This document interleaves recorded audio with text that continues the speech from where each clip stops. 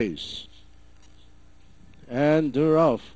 Early lead is taken by Seamaster from the outside, followed by K. Maki. New Golden City running in third, My Ray, and On Your Knees is bringing up the rear. The mid-back stretch, it's Seamaster by a length and a half, followed by K. Maki in second.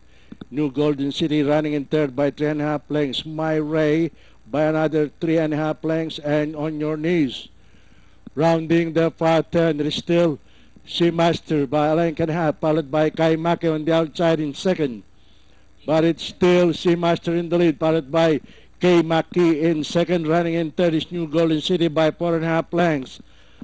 The last bend for home, it is still Seamaster by a length and a half, followed by K. Maki on the outside in second, and closing in third by 4.5 lengths in New Golden City.